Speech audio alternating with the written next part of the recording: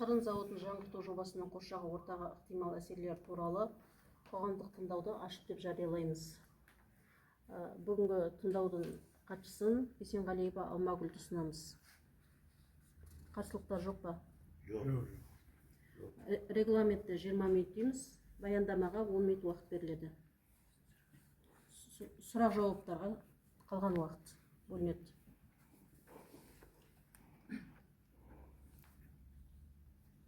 Сәлеметсіз бе қоғамдық тыңдауға қатысушылар, сіздің назарыңызға шырын зауытының жаңғырту жобасының қоршаған ортаға ықтимал әсерлер туралы есепке баяндама ұсынылады. Экосу тазарту ЖШС Маңғыстау облысы мен Каспий теңізінің су айдынындағы экологиялық проблемаларды шешу мақсатында құрылған 100% қазақстандық компания болып табылады. Негізгі қызмет түрлері құрамында мұнай бар қалдықтарды, бұрғылау қалдықтарын қайта өңдеу, бұзылған жерлерді қалпына келтіру, ластанған топырақты залалсыздандыру бойынша қызметтер көрсету болып табылады. Көрсетілген жұмыс түрлері Қазақстан Республикасының экологиялық кодексіне сәйкес белгіленген мемлекеттік стандарттар бойынша жүргізіледі. Кәсіпорын құрамында мұнай бар суларды өңдеу саласында тәжірибесі бар және өңірде осындай қызметтер көрсететін жалғыз мамандандырылған мекеме болып табылады. Ол мұнай және химия компаниялары арасында танымал болды.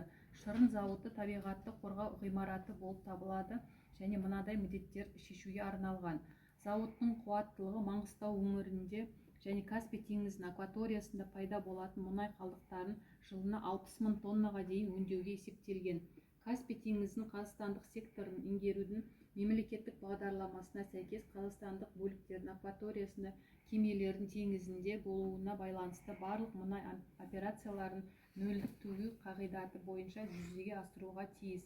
Барлық ағынды сулар мен қалдықтар болуы керек кәдеге жарату үшін жағаға шығарылады.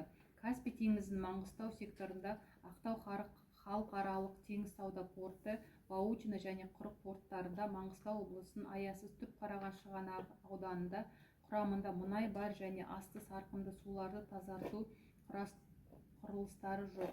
Зауыт осы мемлекеттік бағдарламада көзделген табиғатты қорғау іс-шараларын жүзеге асыруға мүмкіндік береді. Жаңа технологияларды қолдана отырып, қалдықтарды қоршаған ортаны қорғау жөніндегі Қазақстан Республикасының талаптарына сай келетін зиянсыз жағдайға дейін қайта өңдеу. Құрамында мұнай бар суларды қайта өңдеу. Қазақстандағы құрамында мұнай бар суларды қайта өңдеу жөніндегі автоматты қондырғы жаңа буынның сепараторы болып табылатын жалғыз технологияның көмегімен жүргізіледі. Бөлу қондырғыларын кешенді тазарту процесінде құрамында мұнай бар қалдықтар 3 компонентке бөлінеді. Бұл экологиялық таза қатты бөлшектер, тазартылған техникалық су және мұнай қалдықтарының қоспалары. Пеш отыны өндіретін шағын қондырғы 5А шырын зауытының аумағында орналасқан. Қондырғының қуаты 30 киловатт сағатына, көмірсутек шикізатының өнімділігі тәулігіне 5 метр куб, мұнай қалдықтарын қоспасын температуралық режимдер бойынша жанар-жағармай дайын өнімнің фракцияларына бөлуге арналған. Негізгі көмірсутек шикізаты ретінде пайдаланылған майлар қолданылады. Соңғы өнімі пеш отыны болып табылады. Мұнай қалдықтарын бастапқы өңдеуге арналған полигонда құрамында мұнай бар қалдықтарды уақытша сақтау картасы, куб 120 орнату алаңы, дизельді электр станциясы орнату алаңы. Полигонда дизельді электр станциясын дербес жұмыс істейтін куб 120 қондырғысында температураның әсеріне мұнай қалдықтарын өңдеудің алдын ала механикалық әдісі жүргізіледі. Сумен жабдықтау көздері әкелінетін су болып табылады. Бөтелкедегі ауыз су сапасы, өндірістік мақсаттары арналған техникалық су. Су қорғау аймақтары жоқ.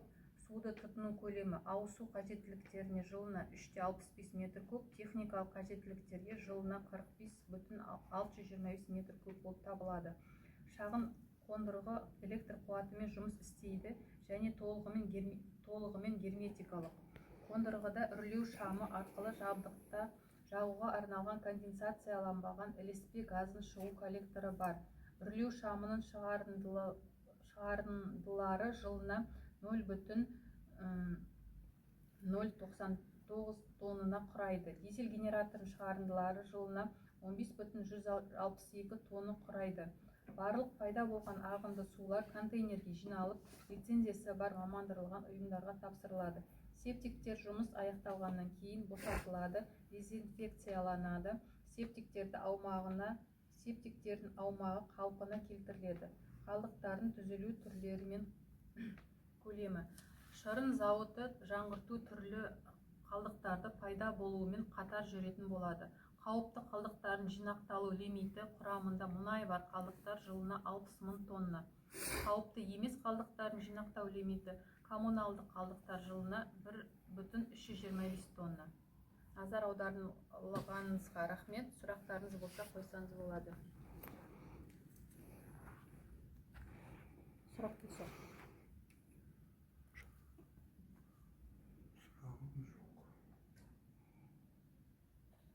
Сабина, сұрақ бар ма?